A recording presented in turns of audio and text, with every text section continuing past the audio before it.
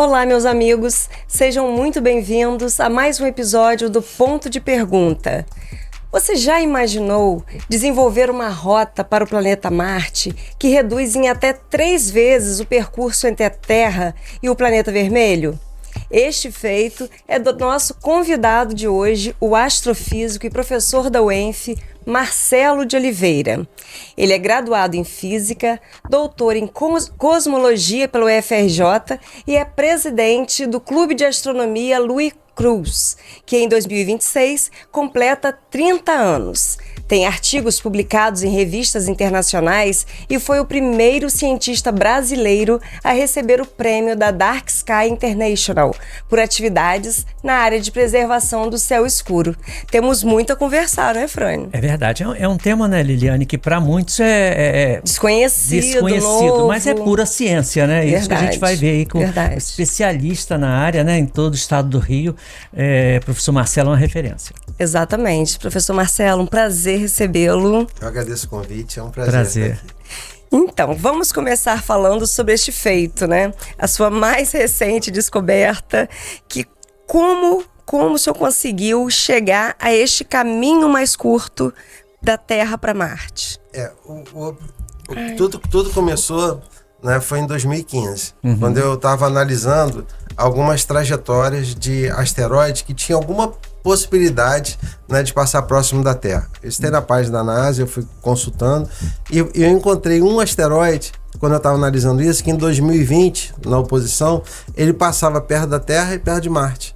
Então eu imaginei, será que não seria possível, né? Não seria possível a gente usar essa trajetória como uma referência, porque o asteroide leva 30 e poucos dias para chegar em Marte. Nossa, né? Mãe. É claro que não dá para uma nave fazer essa viagem, que ele passa muito mais rápido. Então, mas eu imaginei, será que não seria possível a gente usar como referência para poder determinar, construir, né, uma trajetória para uma nave fazer essa viagem? Na época eu tentei, né, mas na época era manual, fui fazendo os cálculos e eu não consegui fazer projeções futuras, né? Eu só tinha os dados mesmo de 2020. E eu guardei esses dados e sempre que eu podia, eu tentava fazer projeções futuras. Até que no ano passado eu consegui ter mais recursos, né? Tive auxílio. Hoje em dia a gente tem a inteligência artificial, tem outros sistemas. Isso que eu ia te perguntar, se a tecnologia te ajudou. Ajudou, porque você precisa de softwares para fazer as simulações, precisa fazer os programas. Então, ela me ajudou a fazer o programa que eu precisava para fazer as simulações. Na verdade, foi o meu parceiro, né?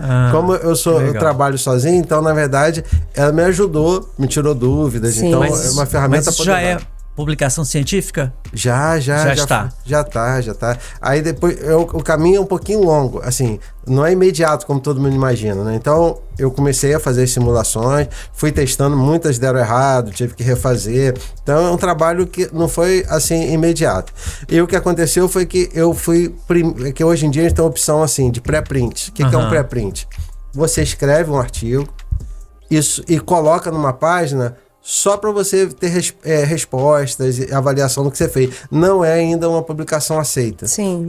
É como se, assim, eu vou deixar online para as pessoas verem o que eu estou fazendo, para fazer alguns comentários, para eu poder, a partir daí. Então, primeiro, eu obtive resultados para ida.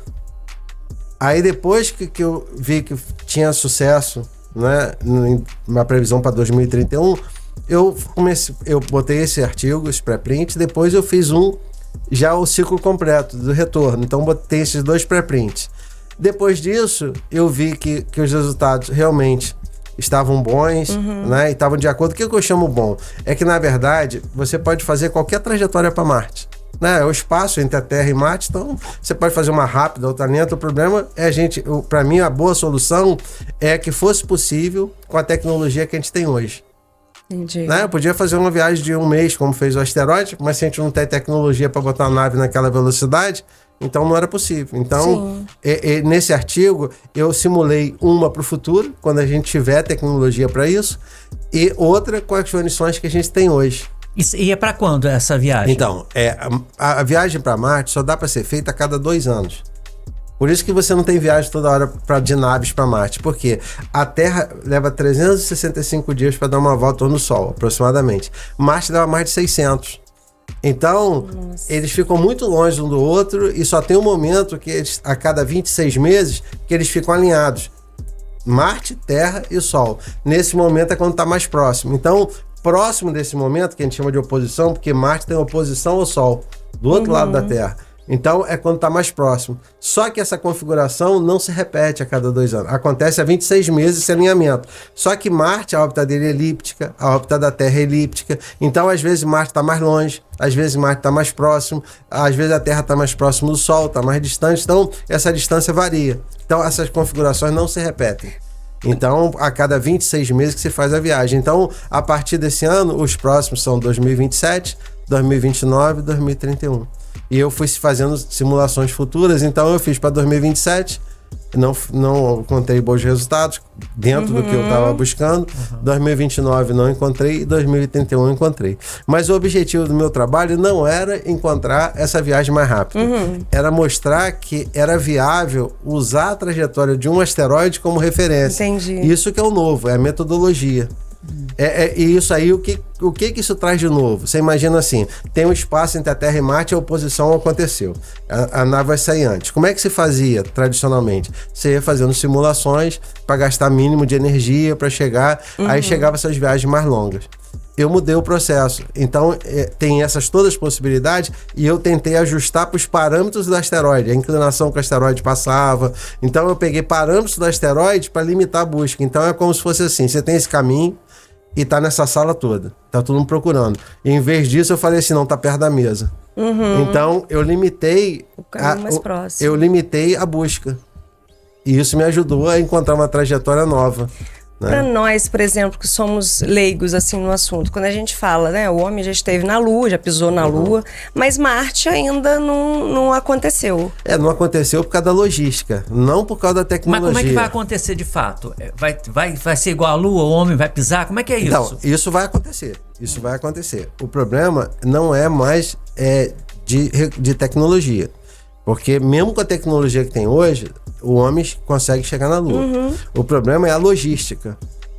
É o gasto, porque você precisa levar comida, precisa levar água, precisa levar ar, precisa levar tudo para os seres humanos poderem sobreviver. E atualmente essa viagem leva mais de 2 anos. Na minha proposta que eu obtive para 2031, você consegue fazer uma com a tecnologia que tem hoje em 226 dias, que dá um pouquinho mais de 7 meses. Então, mas de qualquer forma, é um investimento, porque você não dá para fazer uma nave enorme levando comida para 7 meses. Então, tem que mandar outras naves com alimentação, com água, com ar, para poder ir abastecendo essas pessoas. Toda uma estrutura em torno. Pois é. É uma logística, então, diferente ainda de a Lua, né? A Lua não. A Lua você vê que agora a nave foi e voltou em 10 dias, 8 dias, né? Então, para isso você tem alimento que você põe na nave e leva. Né? Foram inclusive 4 astronautas e tudo dentro da nave. Agora, para 7 meses ou 2 anos, já é diferente. Já é diferente. Então, na verdade, outra, né? O problema não é tecnologia. O problema hoje é a logística.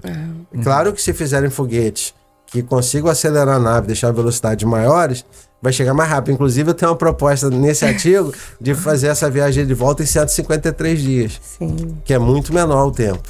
Nossa. Então reduz mais, mas só que a gente não tem tecnologia para fazer isso hoje. Entendi. Até 2031 também. Então, tem tempo. 2 possibilidades. Então, na verdade, e a repercussão foi maior do que eu esperava. É isso que eu ia perguntar. Porque como é que é o processo? Aí eu fiz isso, botei nos pré-print, depois eu fiz um artigo, eu escolhi, eu achei que era um bom resultado, eu mandei para que eu considero a melhor revista da área no mundo, que é a Acta Astronáutica. Aí, nesse processo de envio para lá, levou 6 meses de julgamento. É porque, na ciência, não vale só a minha palavra. Sim. Claro. Né? O que vale é o dado científico e minha proposta sendo analisada. Então, quando você submete uma revista, a revista pega seu trabalho. Esse é o procedimento padrão. Para você poder ser aceito como um trabalho, tem que ser julgado por outras pessoas. E as revistas são assim, você manda para lá, a revista, nesse caso a Acta Astronáutica, ela seleciona 2 especialistas do tema que você enviou, ou seja, eles pegam os melhores especialistas do corpo dela no mundo naquele tema e submete o trabalho para eles analisarem. É uma peneira, realmente, né? Então, um essas pessoas sério, que analisam são as melhores da área. E a partir daí, eles são corresponsáveis Porque eles que vão dizer se o artigo pode ser aceito ou não. Se for aceito, o aval é deles. O aval é deles também. Então, na verdade, é um julgamento sério, né, feito. E é assim que a ciência funciona. Né? Tem que ser julgado, tem que colocar público para todo mundo ler, para poder criticar, verificar se os dados estão corretos. Então, eu submeti e levou 6 meses sendo avaliado. Né? E quanto tempo você levou estudando para chegar a esse ponto? Então, eu comecei em 2015. Né? Então, é um processo lento. Muita dedicação. É claro que tem especialistas que poderiam ter feito mais rápido, né? Porque o que me surpreendeu, assim, que a ideia é simples. Eu peguei uma órbita de um asteroide e ajustei a trajetória para a órbita do asteroide. Foi isso que eu fiz. Eu pensei que isso aí já tivesse sido feito por alguém, mas não. É inédito. Olha só.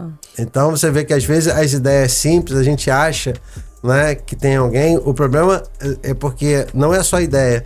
O problema é que depois eu percebi que a ideia é simples, mas para eu poder obter uma solução e uma projeção futura, era muito mais complexo. Sim. Por isso que eu demorei tanto tempo. Sim. Porque já tem um método tradicional que todo mundo usa. Na verdade, eu usei um caminho diferente.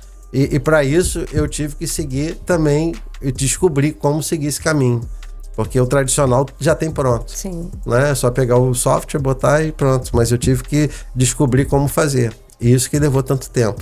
Né? E agora, depois dessa publicação, vieram outras publicações internacionais, porque agora já tem outras publicações sobre o seu seu artigo sendo publicado em outras revistas. Agora o que está acontecendo, não revista científica, assim, porque essas revistas são assim longos. Sim. Na realidade, o que está acontecendo agora é a repercussão que eu não esperava. Repercussão. Porque agora, ontem foi publicado numa das maiores portais assim, de notícias da nossa área, que é o FIS.org. E dessa publicação que eles fizeram internacional, porque aí passou por outra avaliação, não só da revista, mas a pessoa que são especialistas da área que publicam nesse portal. Como tem portais assim, especializados. Então, um especialista lá fez um relato, como é que fez uma avaliação do artigo e publicou. Como se fosse um crítico, uma avaliação crítica do artigo e publicou. E essa publicação que ele fez foi divulgado no mundo inteiro. Agora eu vi, antes de vir pra cá, pra mim foi até super. Tem em russo, em polonês, saiu na Itália. Uma grata surpresa, né? Uma grata surpresa. Então, né? já não tá mais só no Brasil. Né? E também a publicação no Brasil tem uma coisa interessante. Não fui eu que enviei para ser publicado. Como também essa internacional, não fui eu. E quem envia? Então, a revista. A própria revista. A própria publicação. O importante é isso. Essa revista. No Brasil, aval não. Da revista. Quando sai na revista, né, as pessoas. Essa revista é de referência mundial na área. Então, quando sai um artigo novo na revista, assim, as pessoas leem. Sim. Então, eu nem sei quem foi, né? Provavelmente pode ter sido a revista que tenha divulgado, eu não sei. Mas saiu uma nota porque fora do Brasil não tem controle, não conheço ninguém, né? E pela relevância, acaba repercutindo. Aí ele publicou. E está sendo a mais lida da semana, foi a mais compartilhada da semana na página, e está saindo no mundo inteiro, assim, notas, né? Então, é uma coisa até... Porque no Brasil ainda tem a questão, é um brasileiro que está fazendo, aí todo mundo divulga, né? Mas fora do Brasil, ninguém conhece. É mais difícil. Então, fora do Brasil, ninguém sabe quem eu sou, né? Aqui em Campos eu me conhece, fora de Campos também não me conhece. Sim. Então... E aqui foi um acaso também a publicação. Todo mundo já te conhece, professor. Você é uma referência no assunto. Mas a história até eu posso contar para vocês saberem como é que aconteceu a repercussão. Na verdade, eu fui chamado na CNN porque tinha um repórter aqui de Campos, o Kleber, que tá na CNN. Ele me recomendou para dar uma entrevista sobre a Artemis 2. Eu vi a entrevista. Então, eu fui chamado para dar entrevista sobre a Artemis na CNN. Não, essa foi antes. A Narayana tinha me chamado uma semana antes. Tá. Aí o Kleber me chamou na semana depois, ele me recomendou e um jornalista da CNN entrou em contato comigo para eu falar sobre a Artemis 2. Na CNN. Aí, como vocês sabem, vocês fazem isso também como jornalista, conversando comigo, ele foi me perguntando minha experiência e tal. O artigo tinha sido aceito na véspera. Olha, coincidência, né? Foi dia 8 de abril que o artigo foi aceito. Aí você contou. Aí eu falei com ele, a experiência que eu tenho, inclusive, eu publiquei o artigo. Ele falou, você pode me mandar o artigo? Foi o Thiago Ávila, lá da CNN. Aí ele me pediu, você pode me mandar o artigo, o aceite? Eu mandei pra ele e ele falou assim, a gente vai publicar. Que bacana. Aí ele publicou. E a editoria de ciências da CNN, né? É uma nota na editoria de ciências da CNN que ele publicou. E, de repente, quando eu fui ver mais tarde, já tinha sido passado no Brasil inteiro, e eles da CNN me disseram que, acho que por 1 ou 2 dias, foi o artigo mais lido de toda a página da CNN. O alcance da CNN. E aí começou, né? Aí no Brasil espalhou, eu nem sei em quantos lugares saiu, que escreveram, porque eu não tive nem condição de ver. Não deu pra acompanhar ainda. Deu. Eu sei que de repente começou a sair, dei entrevista para um monte de locais, então, aí agora... pensei que ficasse restrito ao Brasil, né? Agora começou a repercussão internacional. Agora vou dar uma entrevista para a Índia, me chamaram para dar uma entrevista para uma emissora da Índia. Então, e acabou espalhando agora pelo mundo. E não por causa do Brasil.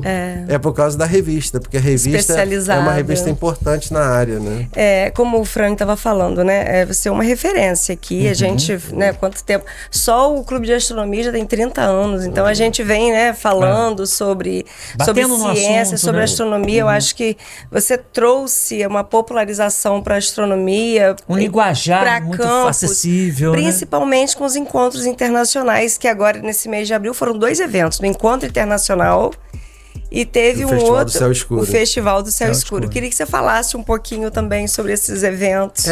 E uma coisa também de coincidência, porque esses eventos foram programados ano passado. Nem imaginava dessa repercussão. Não tinha relação nenhuma com nada, né? Aí quando saiu a repercussão, eu já tinha programado eventos, então eu tô fiquei 12 dias a gente fazendo eventos diários, né? Tinha 3 palestras por dia, fomos 6 cidades, porque o Festival do Céu Escuro é numa semana que se chama Semana Internacional do Céu Escuro, que é da Dark Sky, que a gente representa a Dark Sky. Então todo mundo nesse período realiza essa semana, e a gente programou esse festival nessa semana. E a gente foi a 6 cidades falar sobre isso, e depois Essa foi a 5ª edição? Não, esse é o Festival do Céu Escuro. Do Céu Escuro. É nosso, né? Ah, tá. A 5ª é da outra que eu vou te perguntar também. E esse é o nosso evento, o Festival do Céu Escuro. E aí era também uma maneira de convidar as pessoas para o nosso encontro internacional, que acontecia em sequência, o 18º encontro. Então, acabou juntando todos os eventos, então foram quase 12 dias diariamente fazendo atividades, né, de astronomia, e junto sempre veio a divulgação acho que ajudou até a gente a ter um evento com um público maior, as pessoas participando, então acabou coincidindo. E esse festival é a nossa preocupação agora também, né? Porque a gente faz astronomia e gosta de olhar para o céu noturno. Com a iluminação das cidades cada vez mais forte, isso está desaparecendo. E isso traz problemas para a saúde das pessoas. Mas vocês buscam nas cidades os locais onde é propícia para visualização. Isso, para observação do céu, o local mais escuro, mas a gente também agora está fazendo uma campanha para diminuir a iluminação excessiva nas cidades. Porque isso tem problemas gravíssimos. Por exemplo, a gente pega o ciclo do sono, as pessoas na cidade estão tendo problemas de saúde por causa disso, diminui também a imunidade do corpo. Sim. Então, traz vários problemas de saúde, já tem vários trabalhos publicados, e a gente está aproveitando, né, essa questão da observação do céu para chamar a atenção disso. Mas essa observação é na área urbana, na área rural, em qualquer lugar? A gente faz em qualquer lugar. Foi isso que o nosso clube ficou famoso. Porque enquanto as pessoas só faziam observação em locais escuros, a gente passou a fazer observação que a gente chama, que no mundo inteiro chama astronomia de calçada. A gente fazia observação na Praça São Salvador, né? Ia sempre pra praça. Lá vocês se popularizaram, né? Nessa forma. É porque a gente percebeu assim, a gente tinha um observatório que a gente ajudou a inaugurar aqui em Campos. Agora tem um lá na Reserva Caruara. Então a gente chamava as pessoas para ir. Mas a maior parte das pessoas não sabe o que vai ver. A gente percebeu isso. Então ninguém ia, porque eu falei assim, eu vou lá longe para ver o quê? Não é o que é um telescópio. Então a gente percebeu que a gente trazendo os equipamentos para onde as pessoas estão, depois elas se sentiam interessadas em aprofundar um pouquinho, procurar um lugar mais escuro para observar. Mas e deu certo, né, professor? Deu certo. E a gente se destacou no mundo todo por causa disso. Não sou só eu, né? É um grupo. Nós temos um grupo. Sozinho não daria como fazer isso. Até me lembrei agora de uma observação que teve, acho que foi do eclipse, na Ponte da Lapa. Isso, foram 10 mil pessoas. Nossa, foi muita gente. Teve que interditar lá o trânsito. E pra mim, pra gente foi outra surpresa, porque eu tinha pedido, eu fui pedir porque a lua estava nascendo no eclipse. E o melhor lugar para ver ali era na ponte, ficava de frente para onde a lua estava nascendo. Aí eu fui pedir autorização lá na prefeitura e tal. Aí eles até falaram comigo, mas você quer pedir para fechar uma ponte no horário do rush? Eu falei, não, mas pode ser uma pistazinha só por um período, a gente observa, não atrapalha, passa os carros. Mas quando eu cheguei no dia, finalmente eles autorizaram, acharam interessante, mas quando eu cheguei no dia tinha carrinho de pipoca, cachorro quente. Virou um evento. Virou. A ponte ficou cheia de ponta a ponta. Virou um evento. A gente calculou assim, no mínimo tinha 10 mil pessoas. A gente fez os cálculos pela quantidade, pela extensão da ponte e pelo tempo que a gente ficou, deu no mínimo 10 mil pessoas lá. Virou um evento. É uma coisa assim, para você ver como é que a ciência, ela atrai as pessoas. Sim, né? sim. Claro. Quando você começa a fazer essa conexão, né, do dia a dia. Até mesmo por curiosidade, as pessoas que não entendem do assunto vão lá tentar, né, se entender, né, entender melhor a coisa. Então, eu acho que... Desperta, né, esse interesse. E isso é muito importante pro Brasil, né? Porque a gente precisa desses jovens em se interessarem pela ciência. Sim. Porque quem vai desenvolver os nossos projetos no futuro? Sim. Então, esse tipo de atividade que a gente faz aqui, tem outros grupos também que estão começando, já fazem no Brasil, estão começando a nascer no Brasil, porque se a gente não descobrir os talentos dos jovens agora, das crianças, a gente não vai ter ninguém no futuro para poder desenvolver os projetos aqui no Brasil. E tá alcançando isso? Tá sim, tá avançando. Eu acho que ainda não é o ideal. A maneira que os governos, né, estão realizando, na minha opinião, ainda não é o caminho ideal, porque fica muito acadêmico ainda, está muito acadêmico, né? E eu sei pela experiência do nosso clube. A gente conseguiu muita gente participando sem seguir a academia. Sim. Né? A gente faz como voluntário, né? Eu trabalho na UENF, cada um trabalha num local, a gente pega o telescópio, põe nas costas, leva lá e põe na praça para observar, sem aquele aparato todo. Então, atualmente ainda é muito, eu acho que ainda tem, assim, é uma coisa muito acadêmica, né? Que leva... acha que tem que fazer uma coisa assim muito sofisticada. E as pessoas acabam achando que é muito distante, né? Eu acho que a gente vai chegar a esse caminho simples, porque 2 países fizeram isso e deu certo. Um foi a União Soviética, o outro Estados Unidos. Lembro da Guerra Fria, na época da Guerra Fria, os dois estavam desenvolvendo tecnologia, independente de como eram os governos, né? Você vê que houve uma preocupação em achar os talentos nos jovens, nas crianças. Então, os Estados Unidos copiou a União Soviética, porque a gente sabe que a União Soviética, na época, ela tinha clubes de ciência em todas as escolas, em todas as ruas, todos os bairros, e elas achavam os talentos, levavam para os centros. Aí os Estados Unidos, quando estava perdendo na corrida espacial, o Kennedy fez aquele discurso famoso, né? Nós vamos à Lua, não porque é fácil, mas porque é difícil. Fez um discurso famoso e a partir daí eles fizeram um investimento enorme na educação. Eles mudaram o sistema de educação nos Estados Unidos para poder chegar aos níveis do que tinha na União Soviética. Com esse olhar voltado para a ciência. Para a ciência. Então, o presidente esteve envolvido. Então, na verdade, você vê que também uma decisão política. Né? Eles falaram assim, a gente vai investir em educação, mas não vai ser só os professores que estão lá. Na verdade, eu vou estar acompanhando como governante, vou estar participando. O presidente, o Barack Obama, ele fazia observação do céu na Casa Branca com telescópio. E ia olhar no telescópio. Então, olha o exemplo, né? Então, eu acho que é isso que a gente está precisando agora no Brasil, né? Já está avançando, mas eu acho que está precisando a gente perder um pouquinho desse ambiente, só mostrar que é uma coisa só para especialistas. Né? Que aquilo ali é uma coisa agradável para todo mundo, né? Eu acho que a gente vai chegar lá, mas com certeza. Essa é só a única questão que eu ainda vejo que a gente tem que aprender, né? Tem que aprender. Você hoje é inspiração para os seus alunos e para muitas pessoas, né, interessadas, né? Quem foi sua inspiração? Então, meus pais, né? Porque meu pai era químico e ele fez tudo para eu fazer química. Eu ia nas feiras de ciência da escola, ele me dava ácido, nem podia usar, né? Eu levava ácido sulfúrico, levava tudo. Aí botava fogo nas coisas, fazia aquele experimento. Ele conseguiu emprego para mim antes de eu entrar na faculdade, lá para trabalhar no Instituto de Tecnologia. Minha mãe era professora, né? Então, aí eles sempre compravam livros, né? Então, eu sempre tive incentivo, assim. E tem uma coisa que a gente fazia, porque eu fui criado uma parte da minha vida em São Pedro Aldeia, né? Eu sou de Niterói, mas fui criado numa parte... Assim, todo final de semana a gente ia pra lá, nas férias, o tempo todo. Então, basicamente, as minhas maiores amizades eram de lá, de São Pedro da Aldeia, quando eu era jovem. E a gente tinha uma casa que ficava de frente pra lagoa, ainda tem, né? Ficava de frente pra lagoa. E aí, quando a lua cheia aparecia na lagoa, meus pais paravam tudo e ia todo mundo observar. Podia ser qualquer momento. A lua cheia aparecia, a gente parava para observar a lua cheia. Então, a partir daí, eu acabei despertando a vocação, né, para astronomia, né? Eu tô rindo porque você falou em lua cheia, né? Eu pensei nesses mitos que a gente vê aí, né? Mitos ou verdades, envolvendo, né? Envolvendo, né? Por exemplo, a lua crescente, cortar cabelo, né? Tem relação as fases da lua? Não tem relação nenhuma. Os estudos científicos, né?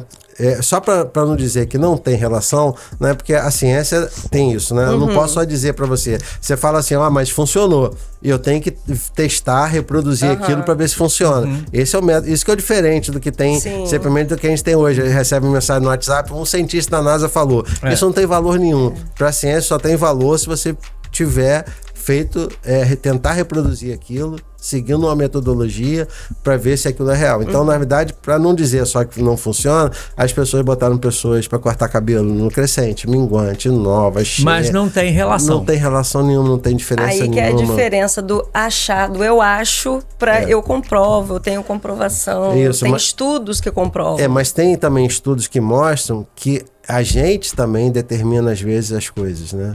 Então, na verdade, se você tiver fé que aquilo de alguma forma está afetando, pode ser que de alguma forma aquilo ali influencie, né? Dizer, mas não tem relação com a lua. No momento é mais fé do que ciência. É mais fé do que ciência.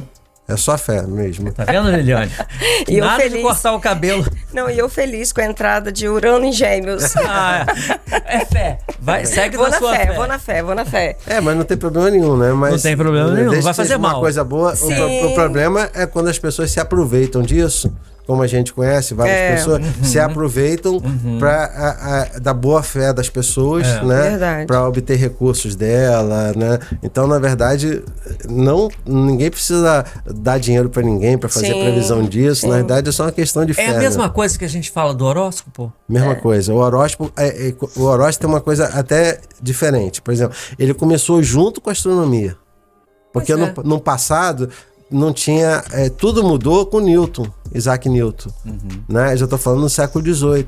Por quê? O que aconteceu? Isaac Newton criou a lei da gravitação universal, mostrando que a massa que atrai... a matéria que atrai matéria. Então, na verdade, não tem razão para uma estrela que está lá longe influenciar a gente mais do que a Lua que está perto da gente. Né? Então, aí separou. Aí, quando a ciência avançou nos seus modelos, a astrologia deixou de ser ciência, né? Porque ela já não está de acordo com o conhecimento que a gente tem. Então, a partir de Newton, a astrologia passou a ser uma questão de fé, não de ciência. Né? A ciência é a astronomia, que estuda os astros, a influência dos astros, através da força gravitacional, que é o que a gente conhece. É o modelo científico que a gente tem. E a astrologia se separou. Mas aí, novamente, você pode dizer assim... da fé. Eu já tive vários debates com astrólogos. Na realidade, eles falam assim, mas funciona. Né?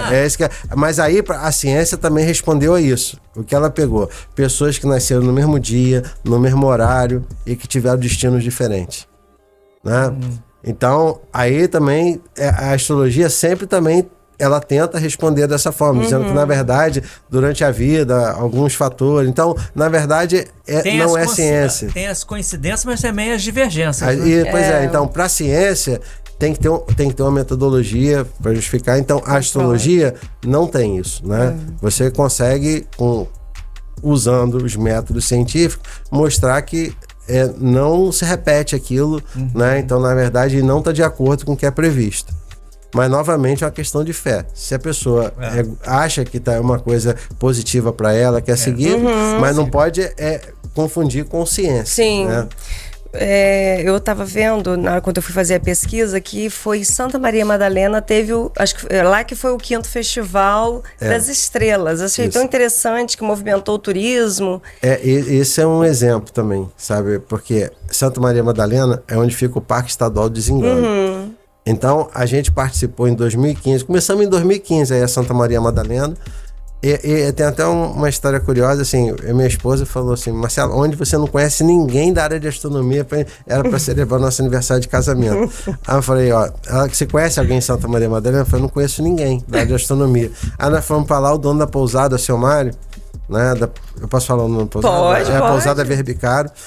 Ele tem uma pousada lá bonitinha, muito bonita. Aí ele recebeu a gente bem e ele conversa com todo mundo. Ele, inclusive, é deficiente visual.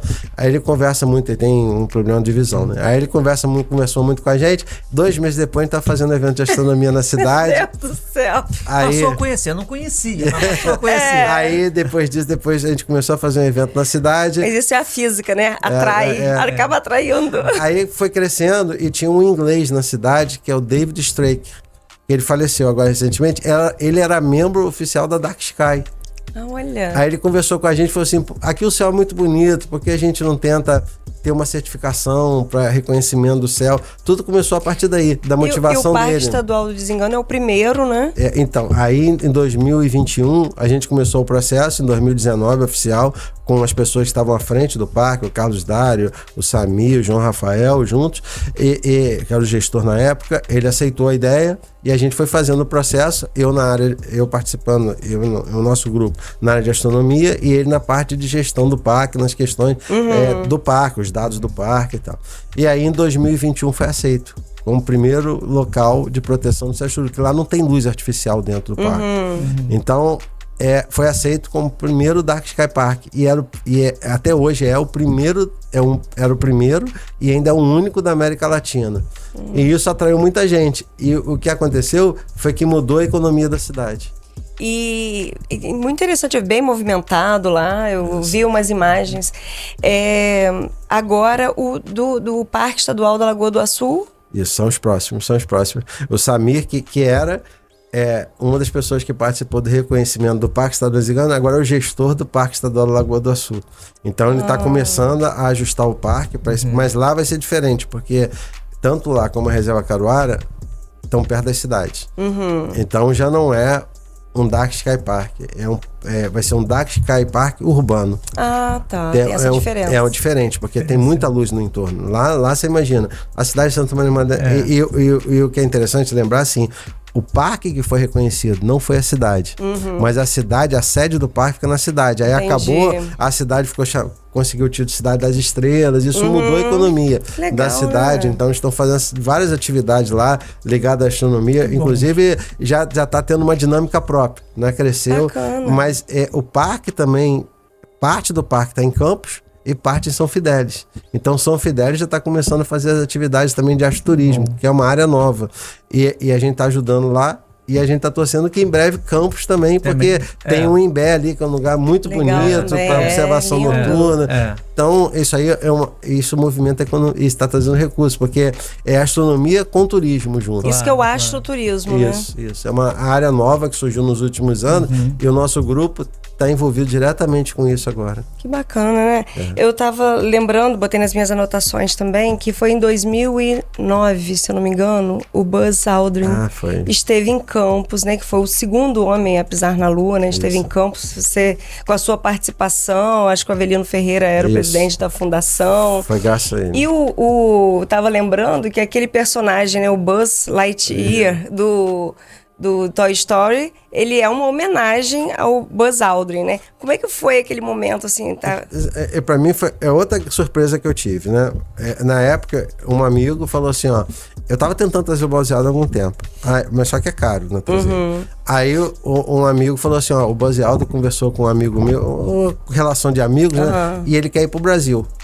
Aí eu falei, então vem pra cá, a gente convida ele. Só que eu não tinha um centavo, né? Então aí eu comecei a pedir apoio. Quem me ajudou muito foi o professor Avelino Ferreira, que é o presidente da Fundação Cultural na época, né? E também um empresário de São Paulo, que também depois viu que a gente não tinha os recursos todos para fazer, que ajudou a cobrir o que faltava para ele poder vir. E quando ele esteve aqui, eu descobri que foi a primeira palestra que ele deu no Brasil, foi em Campos, em 2009. Ele não tinha ele só tinha vindo ao Brasil antes, uma vez, logo depois que foi à Lua, mas ele foi visitar uma base, acho que não sei se foi Barreira do Inferno ou Alcântara, lá no Nordeste. Mas ele não deu palestra, ele foi lá como vindo pelo governo americano para visitar um local onde seriam os lançamentos de foguetes no Brasil. Ele não tinha dado palestra nenhuma, então a primeira palestra que o Buzz Aldrin deu no Brasil e o primeiro evento público assim que ele participou foi em Campos, em 2009. Poxa. Para comemorar os 40 anos. Então foi a maior comemoração dos 40 anos do voo da missão Apollo, né, que foi em 69, foi 2009, foi realizado em Campos. Que bacana. E depois ainda veio novamente com a Ficou participação. na história, né? Pois é. Ficou na Então, história. quando todo mundo falar da vinda dele ao Brasil, a primeira palestra Foi em Campos. Campos. E também, você também trouxe o Marcos Pontes, né? Não, o Marcos Pontes teve algumas vezes aqui, a gente participou com ele, ele ajudou muito a gente naquele período. E também veio o Charlie Duck, que foi da missão Apollo 16, que caminhou na Lua. Então foram 12 pessoas caminhando na Lua só. Dessas 12, 2 estiveram em Campos. Bacana. Né? E também o professor Avelino Ferreira era presidente da fundação na época e ajudou a gente a conseguir Sim, foi uma série de eventos, uma série de atividades. Movimentou a cidade. Isso mostra também como que é importante ter alguém, né, nos cargos de gestão. O poder público, essa parceria. Não, a rede municipal, as crianças participaram muito. Ele envolveu tudo. Teve a cápsula, teve redação, teve uma cápsula, não foi? E foi uma conjugação de 2 pessoas que estavam na gestão, né? O professor Avelino na fundação e a professora Joilza, acho que na Secretaria de Educação. Né? Então foi o que as pessoas que abraçaram. Então, na verdade, a gente depende, né, dos gestores públicos para poder mostrar. E o que a gente tenta sempre mostrar, que às vezes é difícil, né? Porque eu sei que tem outros compromissos, que na verdade isso não é um gasto. Isso é investimento, né, para as pessoas. Um jovem daquele com talento faz uma descoberta fantástica, né? Ele vai contribuir para a humanidade como um todo, não só para a cidade, vai trazer incentivo também, né, para estudar, para pesquisar, né, para se inteirar do assunto, né? Não, é interessante que cada uma dessas missões, depois, acho que as pessoas ficam assim, como é que ela impacta, né, na minha vida? Muitas vezes descobertas nessas missões, elas trazem... o que é importante é isso, que as pessoas não entendem. Assim, para que eu vou gastar dinheiro mandando uma pessoa à Lua? Na verdade, são desafios tecnológicos que têm que ser superados para poder ir para a Lua. Então, quando você faz isso, você desenvolve novas tecnologias. Então, você tem o micro-ondas que todo mundo usa em casa, você tem o velcro, até o velcro da roupa foi feito para ir à Lua. E essas borrachas dos tênis modernos também foram para a conquista espacial. Então, a gente chama de spin-off. São o que é desenvolvido para a corrida espacial, que depois vem para o nosso cotidiano. Então, várias tecnologias que a gente não sabe que a gente está usando surgiram para responder proveniente de lá, dos desafios que tinham que ser superados para ir para a Lua. Bacana, legal, né? Muito importante isso. Vamos ver então umas imagens que nós separamos até nas redes sociais lá do clube. Vamos ver essas. Cadê David? Vamos ver. Temos algumas imagens feitas pelo telescópio, observações que foram feitas. Esse aí é do Caio. Do Caio. Ele tem um observatório na casa dele, e ele observa todo dia a Lua. Ele começou no Clube Novo, agora já é geógrafo formado, professor da rede aqui municipal. Que bacana. E tem um observatório em casa onde ele observa o sol todo dia. Eu acho que eu já vi o Caio no lançamento do livro dele, que eu acho que foi sobre o sol. Sobre sol. Ele observa todo dia aí o sol. Ele também observa a Lua, né? Esse aqui é a imagem dele do sol. Essa aqui é o sol. Tá vendo as manchas solares? Quer dizer que o sol tá com muita atividade. Sim. Isso aí é do observatório dele, lá na casa dele. Então, nesse dia aí tava... muito intenso. Tava muito intenso. Essas manchas são intensidade? Isso quer dizer o seguinte, são regiões mais frias da superfície da região que a gente vê, porque é uma bola de gás. Então tem regiões mais frias e é onde está saindo muito material, está muito ativo. Então, na verdade, quando aparecem as manchas, quer dizer que o Sol está muito ativo, o Sol está com uma dinâmica muito intensa. Aí vem. E aí a gente tem. E esse aí foi lá do evento lá na. Isso aqui é na Praia do Açu. É lá no Farolzinho. Não é Açu, não, desculpa. É na praia, no Xexé, não é? Onde fica o Farolzinho, lá no Farol de São Tomé. Foi tirado, Farolzinho. Foi tirado pelo Samir. Olha o céu. Samir. Então aqui dá para ver a Via Láctea ali, né? O centro da Via Láctea. E foi o evento que a gente fez agora no sábado, encerramento do Encontro Internacional. Foi lá nessa praia onde fica o farolzinho ali. Vocês têm como saber, assim, o dia que tá melhor para visualização, a época que é melhor para visualização? Tudo isso tem como saber. E o melhor período é o inverno. porque o clima é seco, né? Então tem poucas nuvens no céu, geralmente. Escurece né? mais cedo também. Então é o melhor período é o inverno pra gente. O verão chove muito, então a gente fica às vezes vários dias sem poder observar. Mas verdade. o inverno Tem que é a mais, alta estação. Agora tem a do Artemis, isso. Essa aí é fantástica. Essa aí, imagina, você tá fora da Artemis, né? Terra, vendo a Terra do espaço. Olha só. Imagina a cabeça do astronauta saber que tem 8 bilhões de pessoas lá, ela tá lá de fora. E você né? tá fora da...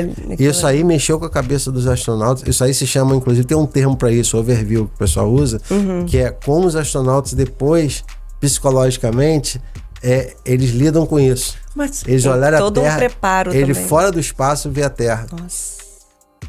Ele tá fora da Terra. Mas qual a sensação psicológica? Por que ele afeta tanto a... É porque ele se sente agora afastado da gente, né? Ele tá fora da Terra, Entendi. vendo a Terra. Sei. Então todas as pessoas na Terra, ele tá lá no espaço. Aí começa a lembrar muita coisa se ele não volta. Eu vou contar um caso. Teve dois astronautas agora que foram pro espaço. A Terra ali. Ali, ó, a imagem que eles fizeram da Terra. Então, 2 astronautas foram pro espaço, pra estação, porque tem no mínimo 6 astronautas que ficam sempre no espaço, em órbita na Estação Espacial Internacional. 2 foram pra lá na nave, a nave deu problema, eles iam passar 15 dias, ficaram 9 meses presos no espaço. Nossa. A primeira coisa que uma delas fez quando voltou foi se aposentar. Falou, eu vou ficar na Terra, não quero mais sair daqui. Pé no chão agora. Então, porque Entendi. a gente tá aqui na Terra convivendo. Agora, você imagina quem tá lá fora, vendo Não a voltar, família, todo mundo na Terra, e ele é a única pessoa que tá lá no espaço olhando a Totalmente Terra. Isolado. Pois assim, né? isso aí mexe completamente com a Sim, cabeça com dele. certeza, com Então, certeza. isso aí se chama, é uma coisa que, inclusive, os astronautas são preparados para isso. Tem todo... Vários que foram à Lua tiveram problema. Vários. É? O Buzz Aldrin, ele falou com a gente aqui, ele falou assim, ele teve problema com álcool depois, teve problema com tudo. Por quê? Ele falou assim, que ele foi treinado a vida inteira, ele era piloto da Força Aérea, ele foi treinado a vida inteira para superar desafios. Quando ele foi à Lua e voltou, não tinha um desafio maior do que aquele. Nossa. Aí ele sentiu um vazio enorme, porque não tem mais... Acabou. Né? não tem mais... Que não objetivo tem... maior da que vida, esse? né? ele falou, não tem um desafio além daquele. Aí ele não sentido, conseguiu lidar com isso. Ele levou muito tempo para se realmente, recuperar tem que com ter isso. um preparo muito grande. Né? E essa missão que teve agora foi um sucesso, né? Até aqueles momentos de tensão no final, a cápsula... A Artemis foi... E agora tem uma competição nova, da China com os Estados Unidos, né? Pra ver quem vai retornar agora à Lua. Mas é importante isso, porque isso acelera. Sim, é um processo, né? Marcelo, deixa eu te perguntar uma coisa. É uma curiosidade, assim, eu olhando você falando, você agora já é reconhecido aí em outros países e tudo mais. Isso te dá... Qual a sensação que você tem? Falando em termos psicológicos, a gente tá falando psicológico do rapaz, que é a pessoa que vai à Lua. Qual a sua sensação? O que aconteceu comigo, que foi tão rápido, que eu ainda não pude nem refletir ainda. Né? A ficha não caiu. Porque eu tô fazendo atividades diretos, né? Tô dando entrevista, fazendo atividade, então pra mim tá sendo uma rotina assim, eu levanto, já tem as atividades na UENF, eu dou aula, vou dar prova amanhã, vou fazer um monte de coisa, e ainda tem mais atividade de divulgação desses eventos, e começaram eu tenho que falar da repercussão, várias entrevistas, então eu ainda não tive um tempo. Falando de forma grosseira, a ficha não caiu ainda. Mas eu ainda não assimilei ainda o que tá acontecendo, porque tá tudo muito rápido. Ontem eu tive a surpresa, eu pensei que fosse uma coisa restrita dia a dia, do Brasil. o que você pensa de você mesmo, de você ter tanta descoberta? Como que você se vê? Então, eu acho que eu tive sorte, né? A gente tem... Cada um tem seu momento, né? Então, acho que... Porque muita gente também está tentando encontrar as mesmas soluções, está tentando buscar caminhos diferentes. E eu, por alguma questão do destino, né, apareceu para mim um caminho que eu obtive sucesso. Né? Tentei durante bastante tempo, obtive sucesso. Então eu não sei explicar por que alguém consegue encontrar e outros não, né? Porque não é só conhecimento, porque conhecimento não sou só eu, né? Tem gente que é especialista na área, né? Nessa área que trabalha na agência espacial. Eu não trabalho na agência espacial, né? Eu tô aqui em Campos, né? Trabalhando na outra área. Então são coisas que eu não sei dizer assim. Eu sei que surgiu essa oportunidade para mim, eu obtive uma solução que para mim, inicialmente, eu achei que era algo que alguém já tinha pensado, talvez, em algum momento, mas que é inédito, né? Então, soube aproveitar a oportunidade. Né? Pois é, surgiu uma oportunidade, soube né? aproveitar. E aí, às vezes, você vai pesquisando e é na pesquisa que você descobre que não tem nada. Ninguém escreveu sobre isso. E podia também não ter obtido solução nenhuma. Sim. Né? Muita gente, porque eu acho que a gente procura muito aquela coisa imediata, né? Na verdade, a ciência não funciona assim. A ciência funciona, a gente vai tentando. Por isso que essa exigência, você tem um resultado imediato, isso aí, para a ciência, não é um bom caminho, né? Só se for uma emergência, como no caso da pandemia, que precisava de uma vacina urgente, alguma coisa assim. Mas fora isso, as pessoas têm que pesquisar, tem que tentar. Vários caminhos que a gente tenta não dá certo. Eu tive que refazer várias vezes o que eu estava fazendo. Então, persistência, né? Pois é. Né? E a pessoa saber que se não dá certo, já é uma solução, né? Aí dizer, esse caminho não serve. Eu tenho que usar outro caminho. Que não serve. Pois é, então isso ajuda os outros. Então, a humanidade avança assim. A gente usa celular hoje, usa tudo, porque alguém no passado estudou e ele obteve uma solução e os outros também tentaram, não conseguiram e mostraram que não era aquele caminho. Então, a ciência funciona assim. E isso aí vai transmitindo para outra geração, ela não começa do zero. Ela já começa do que foi acumulado. Então, você vê, a humanidade pode falar 10 mil anos de escrita. Então, em 10 mil anos, a gente chegou a isso, né? A celular com a tecnologia que tem hoje. É impressionante. Agora, uma pergunta que eu ia te fazer, a gente já está chegando no final, né, do episódio. Essa relação da astronomia e da astronáutica com as disciplinas escolares, porque não é só com a física, não é só com a química. Eu acho que tem uma relação mais abrangente. Eu posso dizer assim, porque eu fui também coordenador da licenciatura aqui 2 vezes. Muitos anos atrás, né, no início, quando começou. E eu tenho uma crítica em relação a isso. Eu acho que a gente tem um ensino ainda voltado para coisas muito abstratas de astronomia. Né? A gente começa a falar de cosmologia, de coisas que acha, novamente, a academia né, influenciando isso. Quando eu acho que deveria ser, primeiro, ao cotidiano. Sim. As pessoas localizam. Por que o sol não nasce sempre no oeste? As pessoas decoram que nasce no oeste e põe nasce no leste e põe no oeste. Por que ele não nasce sempre no leste? Todo mundo sabe isso e decora que nasce. Por exemplo, você pode ver, no inverno, o sol ilumina a casa de uma forma e no verão de outra forma. Se ele nascesse sempre no mesmo ponto e fizesse sempre o mesmo caminho no céu, não tinha diferença no verão e no inverno. Então a gente parou de observar. Né? Então, eu acho que isso que está faltando, né? A gente trazer para a escola, né, para os alunos, a questão do cotidiano delas. A ciência no cotidiano, a astronomia no cotidiano, e a partir daí depois, né, discutir os avanços científicos, que são os modelos novos. E isso, o César Lattes, que é o físico brasileiro, que quase ganhou o Nobel, né? E ele falava uma coisa legal, ele lembrava do Pasteur. O Pasteur era professor secundário, né? Depois ele desenvolveu e avançou. Mas ele falava uma coisa assim, para você fazer ciência, tudo, você tem que aprender com a natureza. Tem que observar a natureza. Tudo que a gente fez é para reproduzir os fenômenos naturais e aí a gente fez os modelos. E agora a gente parou de observar, né? A natureza. Então, ainda voltou um pouco na pandemia, né? Pois mas a gente parou com isso. E a escola, eu acho que tinha que resgatar isso na área de astronomia, então, que é a porta de entrada. Eu acho que a porta de entrada, uma das portas de entrada é a astronomia. O pessoal gosta de observar a lua à noite. Então, daí você pode discutir a questão da vida. Então, pode ser um caminho. Sim. Né? Eu acho que a astronomia, o problema da astronomia astronáutica é essa. A gente está dissociada ainda do que acontece, nós estamos dissociados do cotidiano, porque a gente vê a lua toda hora, por que a lua aparece grande no horizonte? Aquela ilusão de ótica. Então, para as pessoas entenderem algumas coisas que estão no dia a dia, quem sabe daí desperta a vocação, né, interesse. Isso. Então, acho que é isso que está faltando, né? Mas, de qualquer forma, isso aí só o tempo também. Eu não sei isso aí, eu acho que é mais uma questão também de cada um, né? Os professores se sentirem tocados na hora para tentar apresentar dessa forma. Professor, muito obrigada pela sua presença. Nossa, o tempo curto, mas eu acho que a gente aproveitou bem, porque foram muitos ensinamentos aqui, muita coisa nova que a gente aprendeu. Eu queria te agradecer. Eu que agradeço o convite, foi um grande prazer. O prazer foi todo nosso. Pessoal, estamos nas redes sociais, o programa completo no YouTube, na nossa página no YouTube e também na TV Goitacá. Então assistam, porque no Instagram, né? Isso. 3 vezes por semana. Isso aí. Até a próxima. Até mais, gente.